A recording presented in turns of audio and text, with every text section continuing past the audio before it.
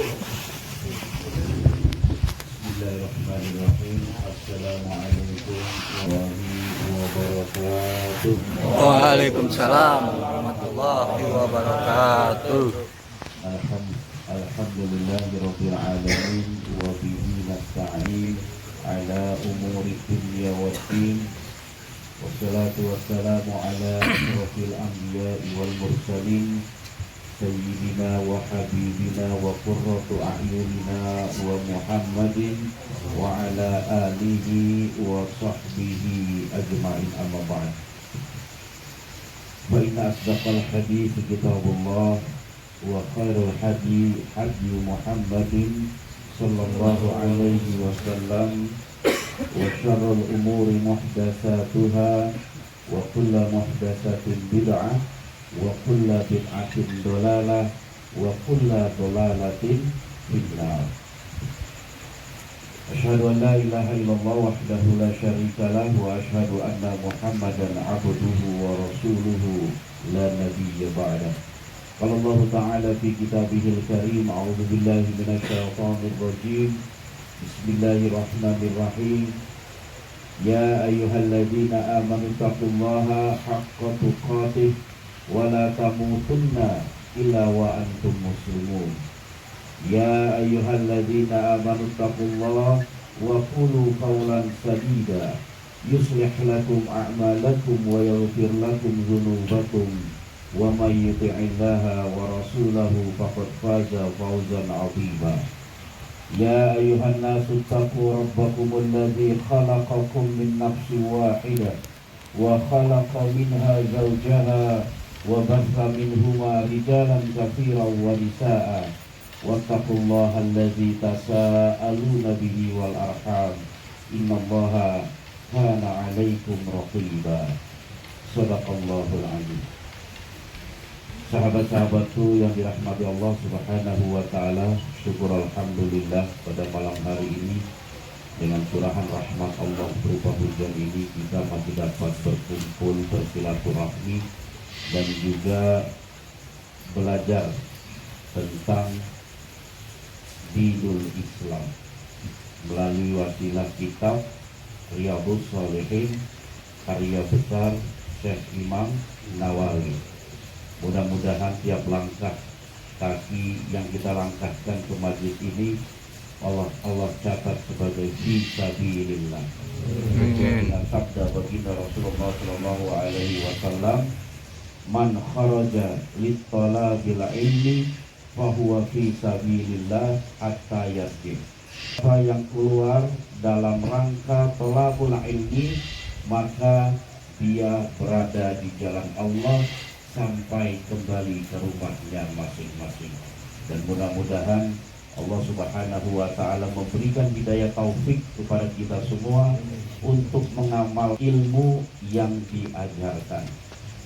Salawat teriring salam tak lupa pula kita kirimkan kepada junjungan kita Nabi Allah Muhammad sallallahu alaihi wasallam, suri tauladan kita semua. Mari sama-sama kita gemarkan untuk senantiasa bersolawat kepada baginda Rasulullah sallallahu alaihi wasallam sehingga kita akan mendapatkan syafaat di yaumil qiyamah nantinya. Amin. Allahumma amin. Sahabat-sahabatku yang dirahmati Allah Subhanahu wa Ta'ala, tidak terasa kita saat ini telah memasuki bab ke-15 dari kitab Riyadhus Shalihin. Bab 15 bercerita tentang babul hafizati alal a'mal, bab memelihara kelangsungan amal. Kalau sebelumnya kita telah belajar tentang kesederhanaan dalam beramal dan beribadah, di bab selanjutnya bab 15 Imam Nawawi memasukkan satu bab yang berjudul babul hafazati alal a'mal, bab memelihara alal a'mal, perbuatan ataupun kelangsungan ibadah atau amaliyah.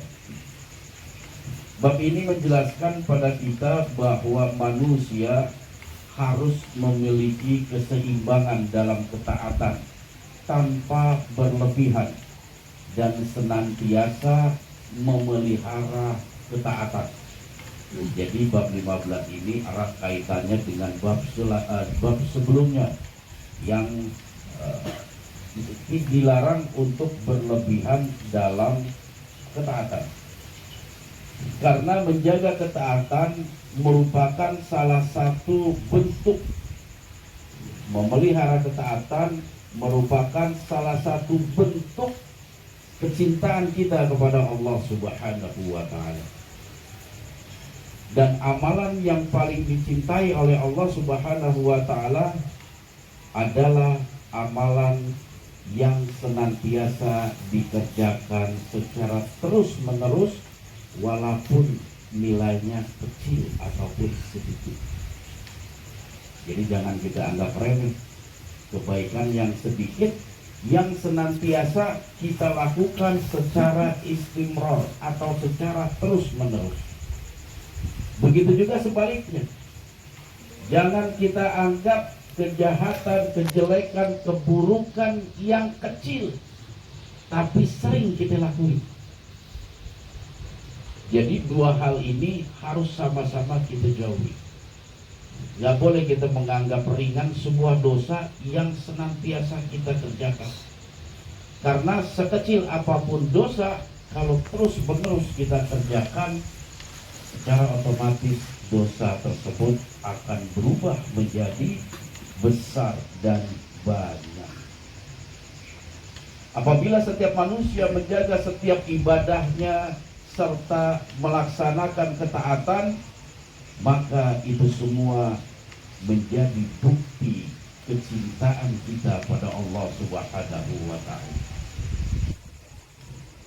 Jadi bohong kalau ada orang kepada Allah tapi tidak ada kebaikan yang istimror yang dikerjakan. Hari ini tubuh sholat, besok lupa atau ketiduran. Hari ini zuhur awal waktu, besok malah nggak dikerjain. Atau ibadah-ibadah yang lain. Kita menggemarkan sedekah, infak di hari Jumat, tetapi hanya di awal bulan, mentang-mentang habis gajian, dia infak di hari Jumat. Ketika di ujung bulan nggak ada duit, dia lupain gitu-gitu. Padahal Allah Subhanahu wa Ta'ala berfirman, salah satu tanda ciri orang yang cinta pada Allah, yang termasuk orang-orang yang bertakwa, adalah alladzina yunfiquna fis-sarra wa dharra, yaitu orang-orang yang senantiasa bersedekah, berinfak, baik di saat dia lapang banyak duit ataupun di saat dia sempit, duit pas-pasan, tapi dia tetap bertahan untuk melakukan kebaikan yang biasa dia lakukan, walaupun mungkin di akhir bulan jumlahnya tidak sebesar awal bulan. Jadi kita niatin tiap hari di hati kita itu untuk memberikan infak sedekah. Kalau tidak bisa kita lakukan setiap hari, minimal tiap Jumat, jangan sampai kagak. Itulah ibadah-ibadah yang dicintai oleh Allah Subhanahu wa Ta'ala. Di bab ini Imam Nawawi memasukkan surah Al-Hadid ayat ke-16 sebagai pembuka bab hafizati alal a'mal yang berbunyi a'udzubillahi minasyaitonir rajim. Alam ya'ni lilladzina amanu an tahsha'a qulubuhum li dzikrillah wa ma nazala minal haqq wa la yakunu kalladzi utul kitaba min qablu faqala alaihimul amadu faqasat qulubuhum, yang artinya alam yakni lilladzina amanu, apakah belum sampai tiba masanya kepada orang-orang yang beriman,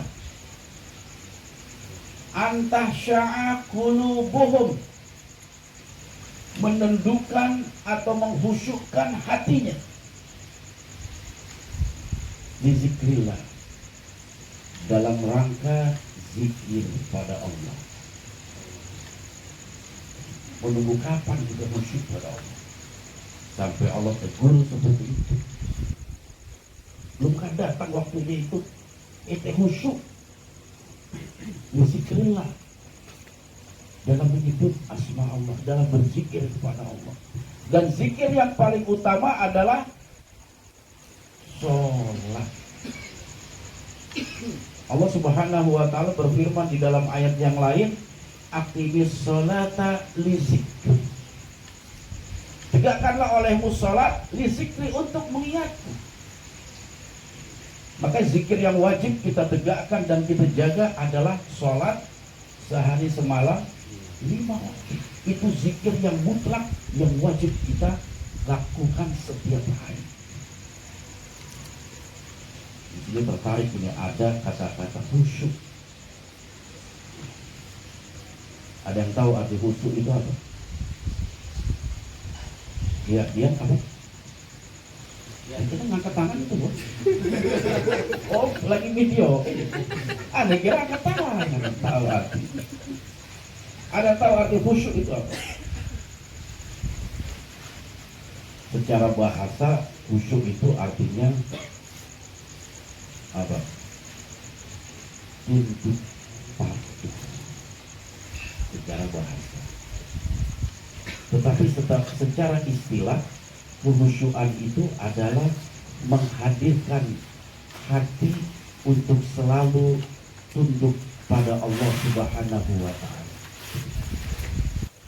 Dan yang paling penting adalah khusyuk di dalam ibadah sholat. Di dalam surah Al-Mu'minun, Allah Subhanahu wa ta'ala berfirman, qad aflahal mu'minun. Sungguh beruntung orang-orang yang beriman. Kenapa orang beriman Allah cap sebagai orang yang beruntung? Alladzina hum fi salatihim khashi'un. Keberuntungan orang beriman adalah ketika dia menegakkan sholat penuh dengan kehusyukan. Jadi sholat bukan sekedar mulut komat kamit, badan gerak gerik, hatinya diikuti. Makanya dalam kaitan khusyuk ini ulama membagi dua ketika kita melaksanakan ibadah sholat. Ada khusyuk qalbi, ada khusyuk badani. Khusyuk qalbi adalah melahirkan ketundukan di dalam hati kita berupa kecintaan dan ketaatan kita pada Allah Subhanahu wa ta'ala. Sedangkan khusyuk badani adalah melahirkan ketenangan dalam setiap gerakan dan juga bacaan. Itu khusyuk badani. Ketenangan dalam bacaan, ketenangan dalam gerakan. Artinya apa? Di dalam sholat kita jangan sampai gerakan kita itu tergesa-gesa, atau bacaan-bacaan sholat kita dibaca dengan cepat.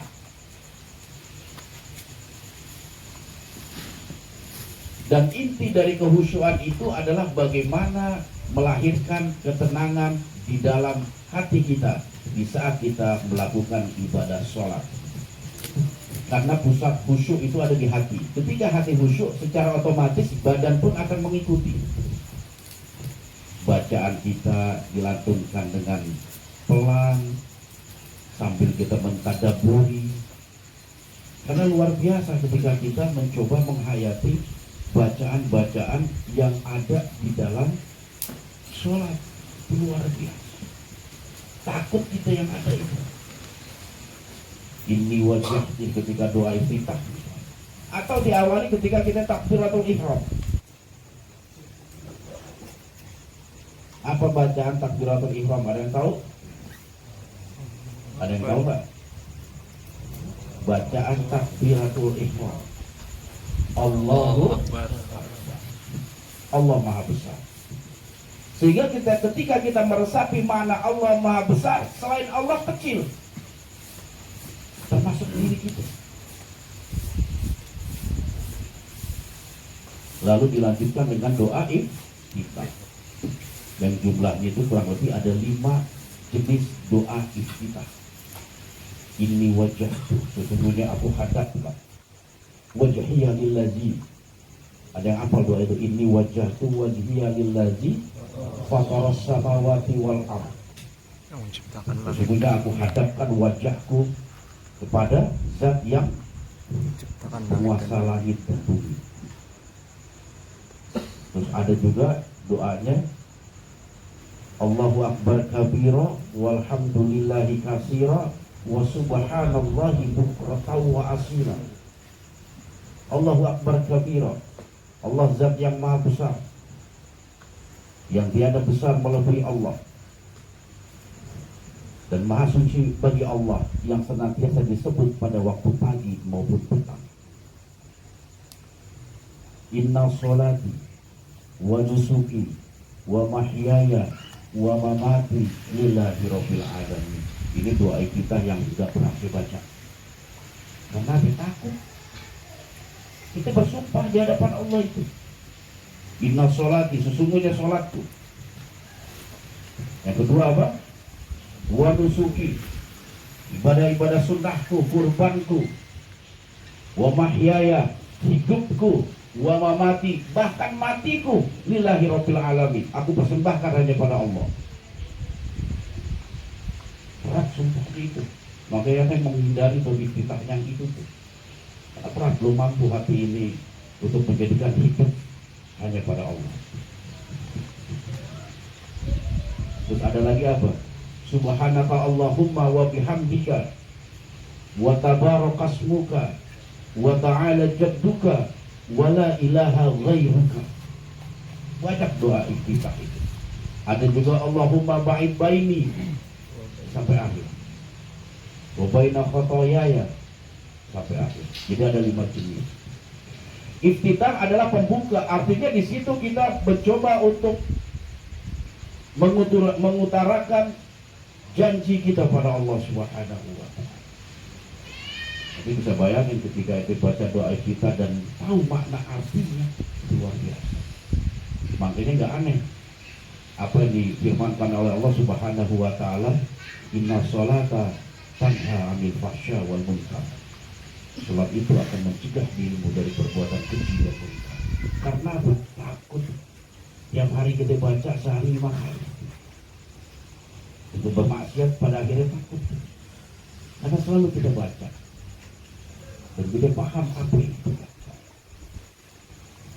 Dilanjutkan dengan baca surah Al-Fatihah sebagai rukun dalam sholat. Dilanjutkan dengan baca surah-surah pendek yang kita mampu untuk membaca.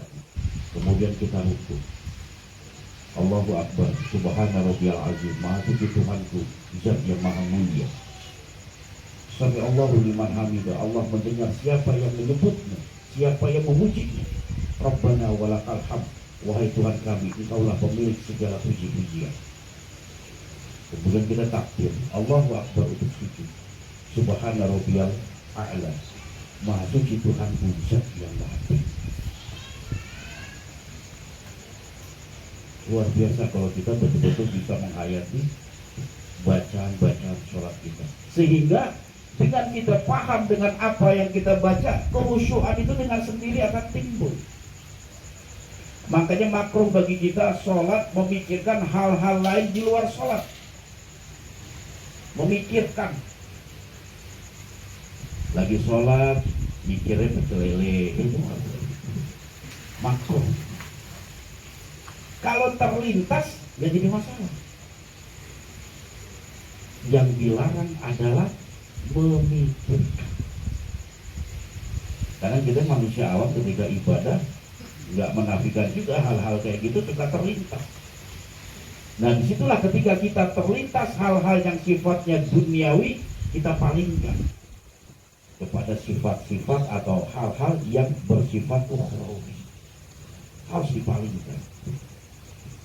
Makanya baca sholat kalau bisa dipelajari terus, dan itu sangat mudah seperti itu. Yang sulit karena kita nggak berani memulai. Sesuatu itu akan terasa berat ketika kita belum memulai. Coba udah dimulai, butuh waktu berapa lama sih kita menguasai arti dari surah Al-Fatihah? Berapa lama sih? Kita seminggu, kita sebulan, atau 1 tahun, tergantung kita. Daripada Makanya kita mulai bertahun-tahun kita nggak tahu arti Al-Fatihah. Padahal Al-Fatihah merupakan jantung dari sholat kita. Sehingga kata Nabi, la sholata liman lam yaqra bi Fatihatil kitab. Tidak disebut orang yang sholat ketika dia tidak membaca surah Al-Fatihah. Karena Al-Fatihah merupakan jantung. Makanya harus kita kuasai arti. Ya, luar biasa makna kandungan dari surah Al-Fatihah. Alam yakni lilladzina amanu. Belumkah datang waktunya kepada orang-orang yang beriman untuk berkhusyuk? Nahsya'a qulubahum, mengkhusyukkan hati mereka. Lizikrillah, dalam mengingat Allah. Wa ma nazala minal haq, dan juga apa-apa yang telah Allah turunkan dari sebuah kebenaran. Wa ma nazala minal haq wa la yakunu kalladzina utul kitab min qabli fatala alaihimul amadu faqasat qulubuhum. Wala takunu, dan jangan sekali-kali kalian semua seperti kalladzina utul kitab, seperti orang-orang umat yang telah Allah berikan kepadanya kitab. Min qablu, sebelum kalian, sebelum diutusnya Rasulullah Shallallahu Alaihi Wasallam. Fatala alaihim, Allah memberikan umur panjang kepada mereka. Faqasat qulubuhum, tapi itu semua hanya membuat hati mereka semakin keras kepada Allah, semakin ingkar pada Allah. Makin tua makin dunia, bukan makin taat, malah makin jauh dari Allah.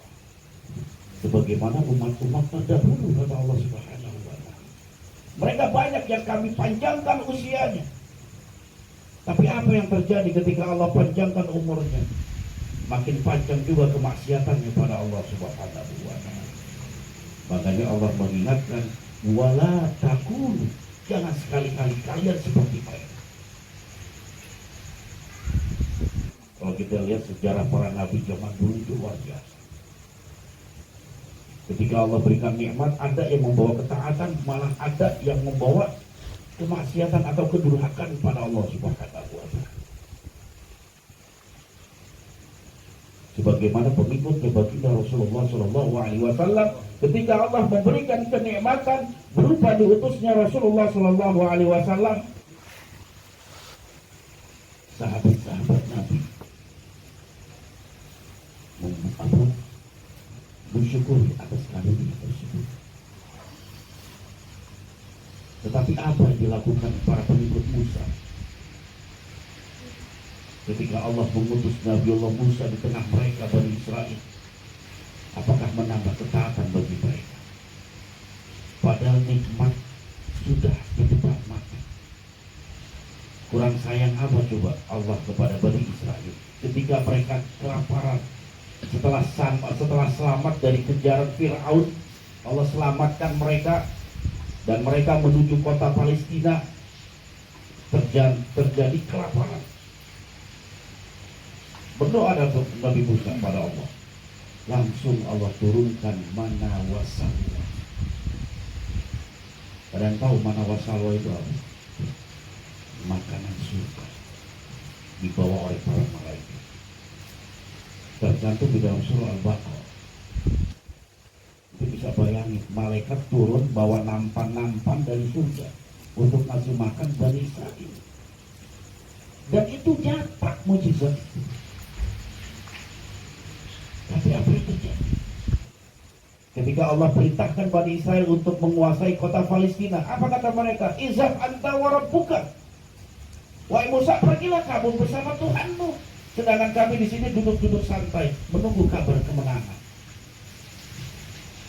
Bani Israel, padahal Allah tampakkan mujizat di depan mata mereka, tetapi tidak membuat dirinya taat pada Allah. Ini sebuah pelajaran bagi kita tentang umat-umat terdahulu.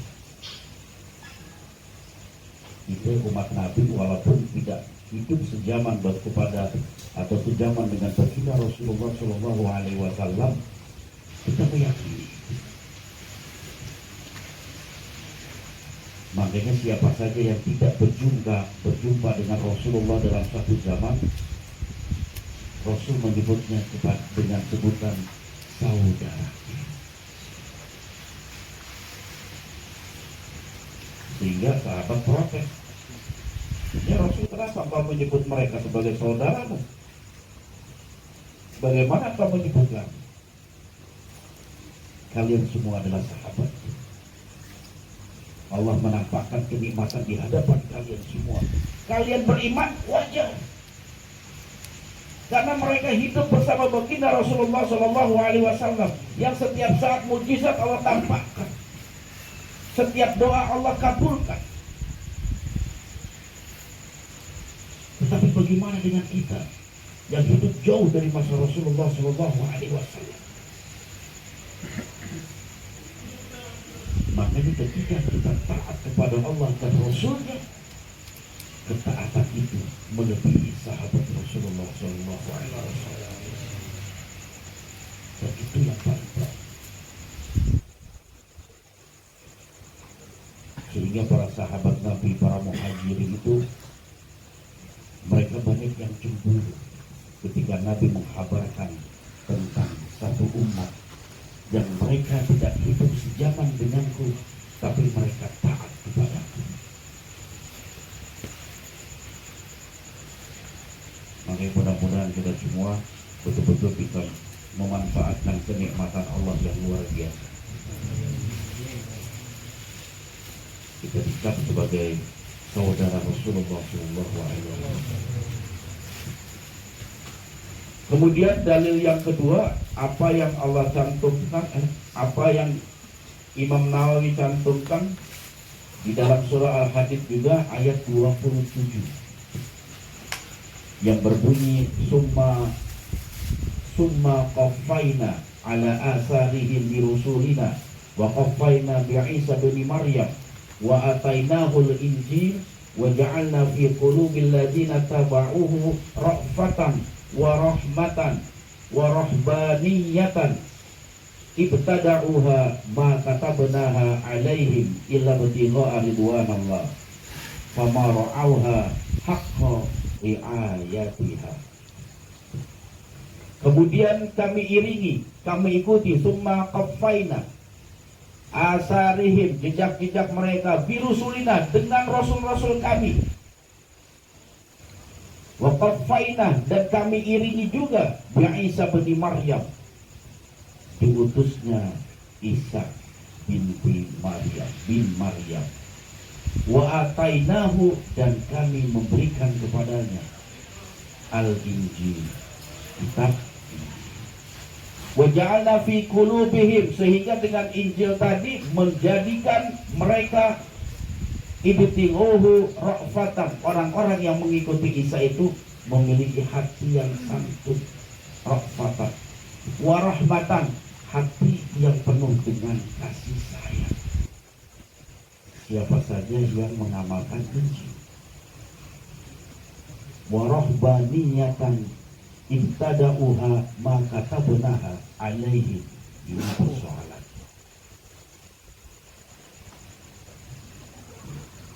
Ada umat dari Nabi Isa yang membuat hatinya tunduk patuh pada Allah, santun dan penuh kasih sayang. Ada juga yang warahbaniyah, mereka mengadakan rahbaniyah. Kalau bahasa kita itu rahib, orang-orang yang suka memutarbalikkan hukum Allah. Yang halal dibilang haram, yang diharamkan sama Allah dikatakan halal, merubah hukum Allah.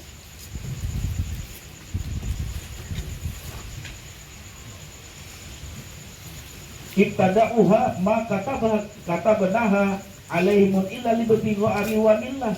Padahal yang Allah kehendaki agar mereka itu hanya mencari ridho Allah. Jangan mencari jalan-jalan lain yang belum tentu Allah ridhoi. Memutarbalikkan hukum-hukum Allah.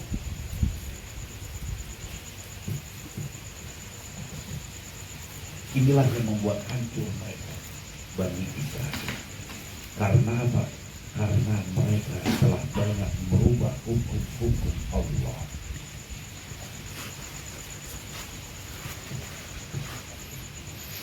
Ini juga bisa menjadi pelajaran bagi kita umat Islam. Jangan sekali-kali kita berubah hukum Allah. Yang halal kita katakan haram, yang haram kita katakan halal. Yang menyangkut agama lain kita lewati nanti. Internal baru kita respectkan.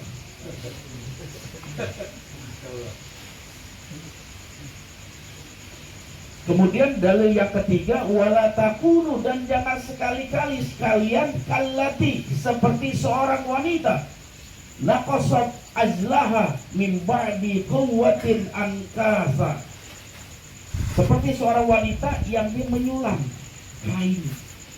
Setelah kain itu selesai cantik indah, diurai kembali benang. Ini baru masuk dalam bab ketaatan juga yang memelihara. Oleh yang tadi ada bab karena menyangkut umat-umat terdahulu. Ya. Karena memang umat terdahulu terkenal seperti itu. Baru ditinggal Rasulnya langsung nyembahnya api. Padahal nabinya masih ada. Cuma lagi ada tugas ke Bukit Tursina untuk menerima kitab Taurat. Aku nanti kebasar. Jadi Allah menggambarkan sesuai dengan surah An-Nahl ayat 92. Jangan sekali-sekali kalian seperti seorang wanita yang mereka menyulam setelah selesai diurai kembali. Minggu ini bagus ibadah kita, jangan. Masuk minggu kedua, hancur lagi.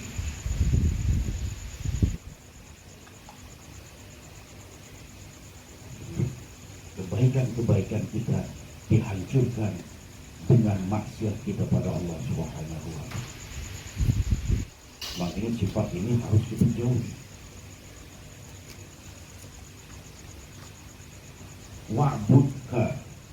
Wa'bud rabbaka hatta ya'tiyakal yaqin. Oleh sebab itu sembahlah oleh kalian Allah Subhanahu wa Ta'ala, Rabbaka, Tuhan, hatta sampai ya'tiyaka, datang kepada kalian al-yaqin. Al-yaqin itu dalam kitab tafsir ditafsirkan dengan kata-kata al-maut. Ibadah kita harus sampai mati. Hatta ya'tiyaka, sampai menjumpaimu kematian. Wa'bud, harus selalu beribadah, menyembah pada Allah Subhanahu wa Ta'ala. Wala tamutunna illa wa antum muslimun. Jangan sekali-kali kalian mati kecuali dalam keadaan muslim atau berserah diri pada Allah Subhanahu wa Ta'ala. Tercantum di dalam surah Al-Hijr ayat 99.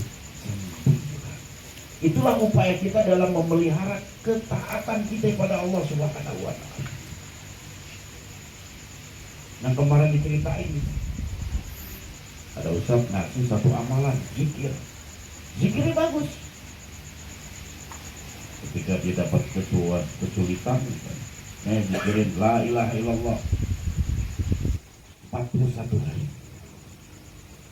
Padahal di sini Allah perintahkan hatta ya'tiyakal yaqin, sampai mati aturan zikir la ilaha illallah. Jangan cuma 41 hari.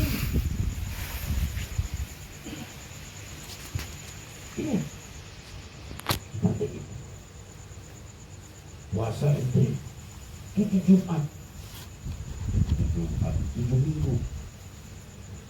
Setelah 7 minggu lewat. Padahal ibadah sunnah itu harus senantiasa kita tegakkan. Nanti akan dijelaskan dengan hadis di bawah salah. Kemudian ada satu hadis baginda Rasulullah Shallallahu Alaihi Wasallam yang berasal dari sahabat Umar bin Khattab. An Umar bin Khattab radhiyallahu anhu qala Rasulullah Shallallahu Alaihi Wasallam, man nama an hizbihi minal laili aw an syai'in minhu faqara'ahu ma baina salatil fajri wa salatiz zuhri kutiba lahu ka'annama qara'ahu minal lail. Rawahu Imam Muslim.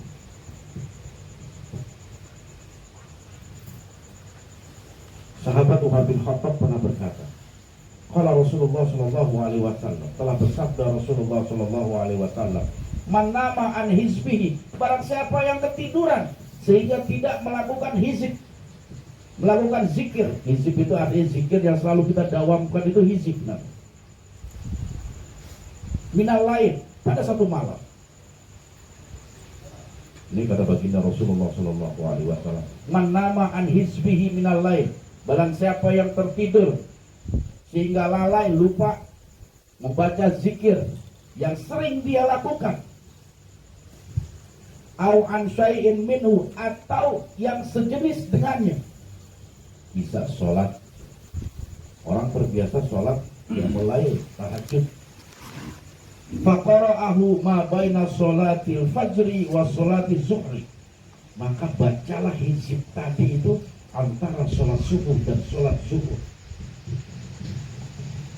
Kutiba, niscaya amalan tadi dicatat, lahu ka'annama qara'ahu minal lail, seolah-olah dia telah baca malam tadi. Di antara kita mungkin ada yang mendawamkan misalnya baca sebelum tidur lah ayat kursi, Al-Ikhlas, Al-Falaq, An-Nas.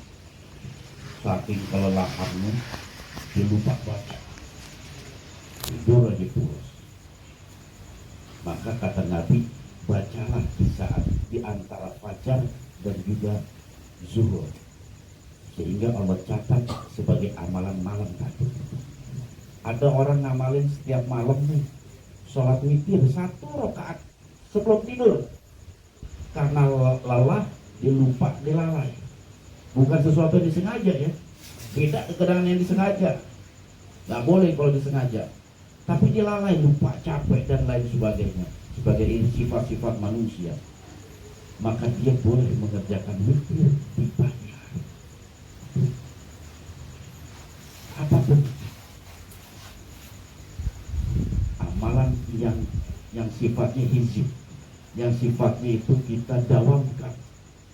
Ketika kita lalai, kita tidak kerjakan pada malam hari, Rasul memberikan petunjuk, kerjakanlah waktu di antara subuh dan juga zuhur. Maka Allah akan tetap mencatat itu sebagai amalan tadi malam, sebagai amalan yang istimror, yang senantiasa dia kerjakan. Karena apa? Allah nggak suka orang yang beribadah lantas meninggalkan ibadah itu.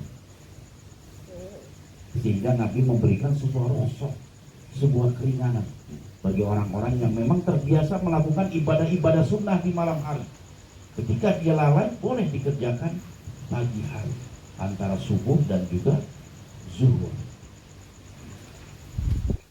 Hadis yang kedua dari Wa'an Abdullah bin Umar bin As, bin Umar bin As radhiyallahu anhuma, qala, dia berkata, qala Rasulullah sallallahu alaihi wasallam, Rasulullah sallallahu alaihi wasallam pernah bersabda kepada Ibnu Umar, Amru bin As, Abdullah bin Amru bin As, jadi anaknya Amru bin As.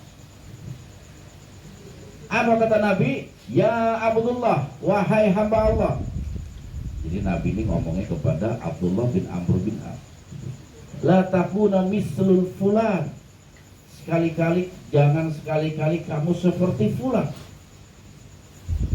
Nabi nggak menyebut nama sebagai bentuk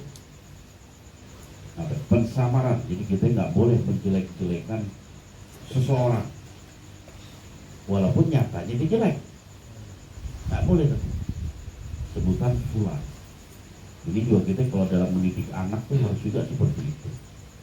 Jangan seperti dia, urus mulu, jadi sebut namanya. Dalam adab akhlak pendidikan itu nggak boleh disebut. Apa kata baginda Rasulullah Sallallahu Alaihi Wasallam? Karena yaqumul laila, si fulan itu senantiasa bangun malam. Fatarokaha qiyamal lail, kemudian dia tinggalkan, nggak dikerjakan lagi. Sehingga Nabi bersabda seperti itu kepada Abdullah bin Umar bin Amr, jangan seperti itu. Rajin sholat tahajud, tiba-tiba ditinggali kebaikan. Rajin baca Quran, tiba-tiba ditinggali. Rajin infak sedekah, tiba-tiba ditinggali. Rajin ke taklim, tiba-tiba nggak nongol lagi. Kebaikan-kebaikan yang biasa dia kerjakan lalu dia tinggalkan. Kata Nabi, la takuna misla fulan, jangan sekali-kali engkau seperti dia. Jadi hadis ini sebagai dalil bahwasanya Rasulullah Shallallahu Alaihi Wasallam apabila mengajarkan untuk melarang sesuatu, beliau tidak menyebutkan nama orang. Beliau cukup mengatakan, adapun kaum tersebut melakukan ini dan itu, atau fulan atau fulana. Hadis ini juga mengandung dua faedah yang agung, yaitu menutupi kekurangan seseorang, aib seseorang merupakan wajib. Karena mungkin saja orang ini akan berubah keadaannya pada suatu nanti. Oleh karena itu, janganlah menjadikan ketentuan mutlak ketika ditentukan hukum baginya, karena hati manusia ada di sisi Allah. Kita mencela si A karena ahli maksiat, jangan kayak gitu tuh, ya malam mabok mulu. Allah yang maha membolak-balikkan hati manusia. Hari ini mungkin dia seperti itu, tetapi besok bisa jadi ibadahnya melebihi kita. Ini hikmahnya itu diantaranya. Dan hadis terakhir dari bab ini dari An Aisyah radhiyallahu anha qalat, dari Aisyah beliau berkata, kana Rasulullah sallallahu alaihi wasallam, adalah Rasulullah sallallahu alaihi wasallam, idza fatathu sholatu minal lail min waja'i aw ghairihi shalla minan nahar sintaihi asyrata raq'atan. Rasulullah sallallahu alaihi wasallam idza fatathu sholata minal lail, ketika Nabi tidak mengerjakan sholat malam, sholat tahajud, min waja'i au ghairi, baik karena sakit ataupun karena ada hal-hal yang menghalanginya, shalla minan nahar, Nabi melakukan di siang hari, sintahi asyrata raq'atin, sebagaimana jumlah ketika dilakukan pada malam hari, berjumlah 11 rakaat, asyrata rakaat. Jadi Nabi pernah satu ketika beliau sakit sehingga tidak melakukan qiyamul lail, tidak melakukan qiyamul lail pada malam itu, tetapi besoknya Nabi mengerjakan qiyamul lail di waktu siang. Itu bisa bayangin sholat tahajud siang hari. Tapi hal ini diperbolehkan ketika amalan itu memang telah kita dawamkan. Ini hadisnya sahih karena diriwayatkan oleh Imam Muslim. Hadis ini sebagai dalil bahwa ibadah yang dibatasi oleh waktu, apabila kita kehabisan waktunya karena satu uzur, maka boleh dikerjakan.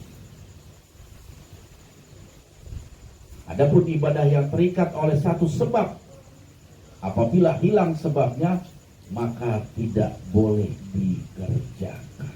Jadi semua harus ada uzurnya. Baiklah sahabat-sahabatku, untuk bab hafizati alal amal ini memang cukup sedikit ya. Ada 3 hadis dan juga 3 ayat. Insya Allah minggu depan kita akan lanjutkan babul amri bil mahafadhati ala sunnati wa adabiha. Ini harus kita hadiri, ini kok penting.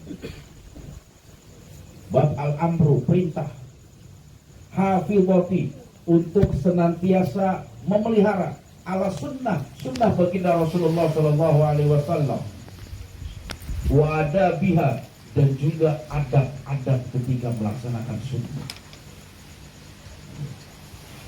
Jadi menjaga sunnah itu perintah Allah beserta adab-adab, itu insya Allah kita akan bahas minggu depan. Baiklah sahabatku yang dirahmati Allah Subhanahu wa Ta'ala, silakan jikalau ada yang ingin bertanya atau yang belum jelas berkaitan dengan bab ini, 3 pertanyaan, silakan.